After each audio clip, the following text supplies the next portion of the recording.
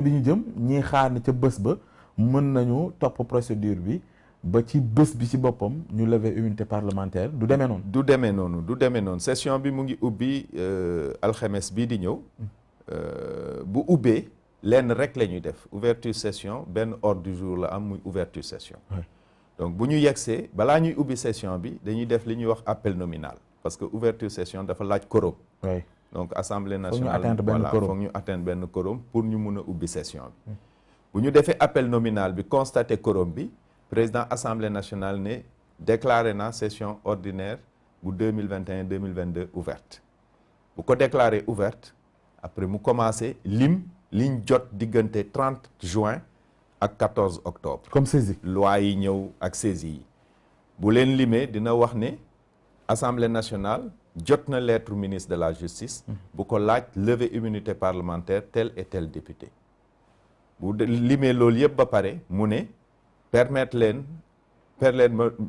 ma suspendre séance bi bu suspendre séance bi daal di wax ne conférence des présidents dañuy retirer wu pour dem defar ordre du jour bi. automatiquement bu ñuy génn saalu plénière bi. ci la ñuy am ordre du jour. dañuy dem réunir conférence des présidents bu conférence des présidents réunir daanaka ajjuma.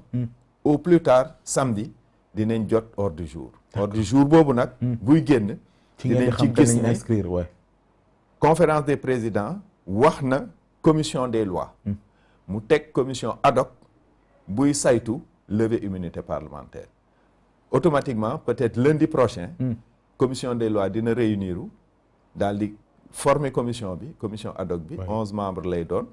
bu ko ñu am instruction du bureau. ñu daal di commencer liggéey bi entendre député yi bu ñu defee seen rapport. rapport bi ñëw plénière ñu def plénière bi voté. waaw donc processus boobu noonu bu ñu ko toppee processus boobu 12 à 15 jours. 15 jours 12 à 15 jours généralement en tout cas ci yi ma fekkee bu Khalifa Sall noonu la woon bu Ousmane Sonko noonu la woon. donc je pense que temps boobu lay jël. te yooyu yëpp mu jël yow nga jàpp ni dañoo violer loi bi kon ñoom ñoo responsable ba fi ñu ci toll nii. muy assemblée nationale mi nga xam mooy voté loi yi. non su fekkee ne mën nañ ko déglu rek du assemblée ministre de la justice également assemblée nationale. parce que assemblée nationale. waaw sur cette question quoi responsabilité dañ koy saisir. assemblée nationale dañ koy saisir assemblée nationale amul pour daan député bi munu ko assemblée nationale loolu du coobareem. député bi justice moo ko soxla justice moo ko war a laajte buñ ko laajtewul assemblée nationale du leen ko jox. léegi bu ko laajtewul assemblée nationale du leen ko jox léegi ñoom ñi nga xam te ne ñoo war a taxawal justice bu fekkee ci procédure bi dafa am loo xam te ne taxawaay bi ci war amu ci ba mu yegg si ba assemblée nationale ñu war ci taxaw léegi bu dee nag procédure bi dañ ko biaisé du tee assemblée nationale dafay statuer ci li ñu ko laaj.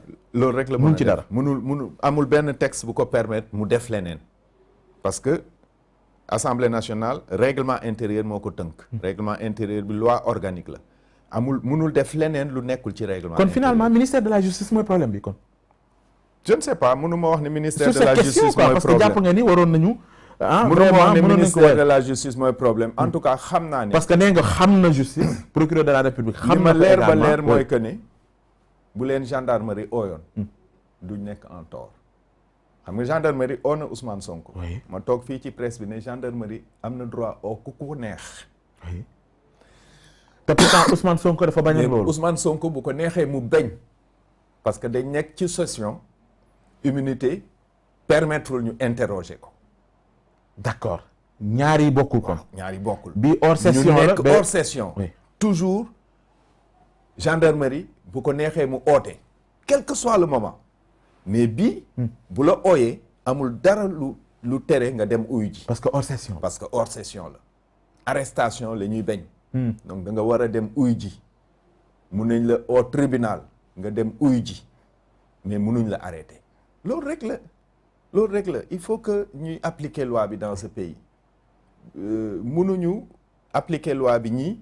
bañ ko appliquer ñi ci des. c'est pas possible buñ commencé loolu dëkk bi dootuñ ko mënati gouverner. est-ce que ci sentiment boobu nga am parce que gis nañu ce qui s'est passé hier également mooy bokkuñu boor opposition pouvoir maanaam dañoo gis benn xeet boo xam daan ñu koon gis violence bi ci wax ji ba mujj ñu koy jëfee suivre nga actualité ak ñun ce qui s'est passé hier fële ci Ziguinchor diggante camp wu Ousmane Sonko ak ka ñuy tudd ni Doudou Ka ba ay blessé am ci yooyu yëpp dañ koy gis tamit ci assemblée nationale yaa ngi wax sànq ni réforme yi bokk na ci fexe saaga dootul am ak yi ci aju écart yooyu ñuy gis ci comportement ci homme politique yi buñ jëmee ci local yi ndax du gën doy waar. kan moo am intérêt ci jeexal loolu yëpp.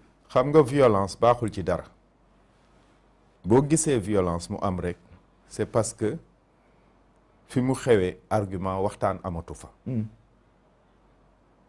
kenn warul accepter violence fenn saka dans un débat public. ci politique. damay wax barki démb que dafa am benn genre colère. booy sentir ci Sénégalais yi même booy dox ci mbedd mi. colère. benn colère surtout ci jeunes yi. bu duggee ci circulation bi nit ñi il suffit que nga dagg benn nit wala nga kii nii rek mu saaga la ah nit ñi di yëkkanti wante loxo di angale wante. man keroog gis naa ay gars ñu taxaw gaare seen scooter kenn ki dem génne chaîne barki Dembo Njaay rey nañ fi benn xale rey na fi beneen moromam. ci xuloo ci biir kii. donc colère boobu li ko indi. mooy que dama yaakaar su ma yaakaar la xaw ma ndax dëgg la impression la nit ñi dañu amul perspective. amuñu perspective. waaw horizon bi dafa bouché. horizon bi bu bouché xam nga dañ nekk ci pandémie. ñu defuñu peut-être confinement mais en tout cas. wàññi nañ fi déplacement nit ñi te sénégalais au jour le jour lay vivre ñu ci bëri. majorité des sénégalais. secteur informel dañuy xëy le matin. dem wujji ci. paas bi ñuy jëlee car rapide lañ am dem uti lu ñuy indi dépense. ñoo ñëpp ñu téye leen. donc coono googu ñu dolli ci tey denrée de première nécessité yi. lépp yokku. donc perspective yi dañu gën di tëj. liggéey amul luyaas bi dafa cher. may junj rek ne man maa ngi préparer benn proposition de loi sur la protection contre les locataires. sur la protection des locataires. Parce que dama yaakaar ni frange population boo xam ne dañ leen abandonné entre les mains des bailleurs. malgré cette loi bi ñu indi ci wàllu religion. loi boobu baaxul. loi boobu dafa ñëw wàññi prix yi tuuti après gars yi defaat lu leen neex. donc boo jàngatee loolu yëpp. moo lay won le niveau de violence bi nit ñi yegg si. parce que dañuy wax non sénégalais violent wul sénégalais melu noonu amul mbindeef bu munul violent. mettre ko dans les conditions pour mu violent il devient violent. mu mel ni kon politique yi tamit ñëwuñu wàññi seeni coono donte ñoom perspective yi ñuy dégager ak li ñu jàpp ne xëy na ñoom ñoo fi ne gis nga ba ci local yi ñu jëm da ngay dégg ay yeewi askan wi les mots ngay dégg fa la wàllu. mu mel ni ñoom ñëpp conscient nañu ci fi réew mi toll fee ñoom xëy na bennoo la ñuy wax. moo tax waaw foofu it perspective juddu fa. moo tax ñun. ci suñu mbootaayu politique bu tudd Union Citoyenne Buntu bi. oui bi ñu jàngatee loolu yëpp dañ xalaat depuis ñetti at ñu ngi ciy liggéey tabax programme bu ñuy wax Sénégal entreprenant et solidaire. entreprenant et solidaire. kon yéen da ngeen jàpp ni rupture yi foofu lay bàyyeekoo du ay yeewi. du ay wàllu non du nit ñi. il faut augmenter les richesses il faut que nga jox nit ñi ñu lu ñu dundee loolu la ñàkk. c'est ça le problème xale yi liggéeyuñu da ngay gis xale bu am 20 ans 23 ans 27 ans di yeewoo kër papaam. du ko indil dara mais xale yi boo duggee ci yenn quartier yi xale yi ngay gis ñuy naan ataay ba 3 heures 4 heures du matin dañ amul fuñ fanaan dañuy xaar ñi tëdd génn. ñoom ñu dugg nelaw. c'est ça la réalité nit ñi amul fuñ dëkk da ngay gis nit ñu ne ko dans 6 mois nga génn kër gi.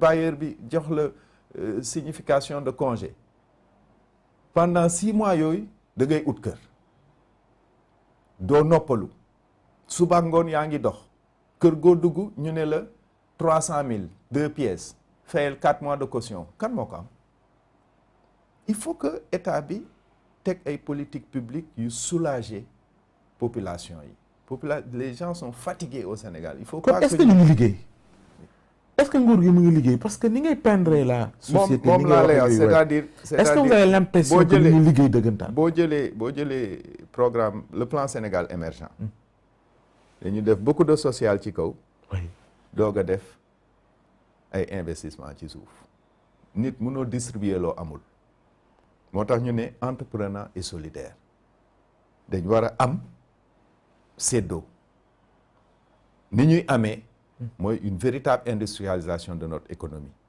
mënatuñ continuer di béy di jaay di jéggaani li ñuy lekk non non loolu dafa war a dakk dañ war a béy transformer def valeur ajoutée gis nga industrie fu mu amul liggéey du fa am amul dëkk bu am liggéey te amul industrie état bi dafa war a entrepreneur c'est-à-dire état bi dafa war a nekk un entrepreneur nekk actionnaire ci énergie bi ah nekk actionnaire ci ndox mi nekk actionnaire ci télécommunication bi poste bi buñ ko bëggoon a réhabiliter benn fan il suffit que ñu virer tous les salaires des fonctionnaires à la poste bañ di ko def ci banque commerciale yi poste dekkiwaat ah oui c'est simple bu poste àddina bi yëpp boo demee France salaire yu fonctionnaire yëpp poste la jëm boo demee Suisse salaire yu fonctionnaire yëpp poste la jëm munoo yore poste banque la état mënul am banque di yóbbu xaalisam ci beneen banque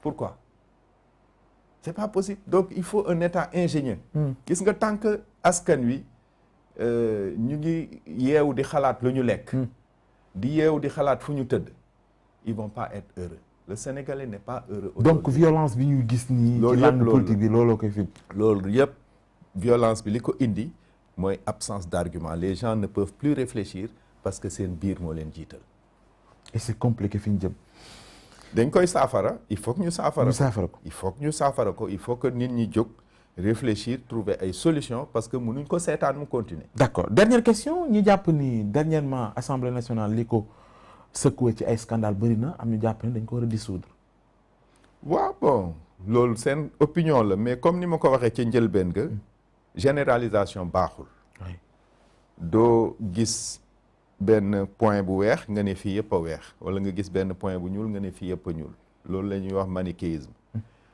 donc bu amee benn kuréel boo xam ne dafa am ñu jalgati yoon ñooñu ñoo jalgati yoon bu jàngatee assemblée nationale bu baax dama koy wax fépp fu ma dem dama koy wax bu assemblée nationale amee ay brebis galeuses dinaa ko signaler mais damay féliciter député yi nga xam ne ñu ngi def seen liggéey ci ni mu ko waree bëri na fa nag du benn du ñaar du ñett dañuy ñëw waxtu dañuy participer commission yëpp dañuy jàngat texte yi di def seen liggéey di ñëw plénière ba seen liggéey te ñu ci ëpp ñoom xëy na duñ leen xam duñ leen gis kenn du leen xam kenn du leen lan lay tekki mooy ne xëy na ñi gën a xam ne gën a gis loolu noo ko jàngatee xam nga dëkk bi moom léegi dëkku buzz la foog nga lu gars yi di wax kii fan la toj foog nga toj fenn pour que gars yi journalistes yi am na député yoo xam yooyu la ñuy joué daal mais tu sais que am na ñoo xam dañuy ñëw jël parole wax il faut ngeen ñëw assemblée nationale ci plénière yi di xool comportement mais il faut ngeen damm barrières yi pour ñu mën a dem commission je veux dire commission ñu mën a assister ci waa travaux ci commission yi waaw war na bokk ci seen réforme yi parce que ñu ci bëri ci ñun bëgg nañ di xam en réalité parce que commission fa la liggéey ba nekk waay fa la liggéey ba bien nekk sûr bien di sûr ngay gis député yoo xam ne ñu ñëw wax génn dem taxaw ci hall def interview ñibbi duñ xaar vote duñ xaar dara duñ xaar sax ministre te ñoom la ñuy gën a xam te ñoom la ñuy gën a xam stratégie de communication lañ lal bon loolu nag defarul dëkk il faut que nit ñi def attention kon bëgg nga sénégalais yi ak presse bi d'une manière générale ñu ràññee ñooñu ba bëggu sénégalais yi encore une fois bu ñuy voter ñu xool liste bi ñuy voter jàngat nit ñi ci nekk parce que ñi ñuy voter ci gox bi lañ dëkk man bu ma nekkee Kaolack boo ma joxee liste amul benn nit bu ci nekk boo xam du ma ko xam parce que fa laa soqee ko fa laa cosaanoo kuy dox Kaolack xam naa la en tout cas ci suma génération su ma ko xoolee su ma ci gisee koo xam ne et puis très souvent ñuñ mosoon a votel lañ gisoon nañ leen ñuy comporté woo noonu mais boo leen gisaatee ci liste mais bul voté liste boobu bul voté liste boobu parce que boo ko voté parce que da nga yaakaar ne yaa ngi neexal ka defar liste bi yaa ngi yàqal sa bopp parce que kooku mooy dem toogal la foofu naan man du ma sa député kële la. te dafay doy waar. en tout cas merci honorable député. merci Pape Ousmane. réel plaisir ñu dalal la ci plateau ñu bàyyi la nga def sa kàddu. jërëjëf Ousmane di au jeunes yi. parce que jeunes yi vraiment encore une fois dama am seetlu ne que jeunes yi Sénégal de plus en plus amatuñ repère amatuñ espoir. ma di leen wax ne que kenn du leen tabaxal Sénégal.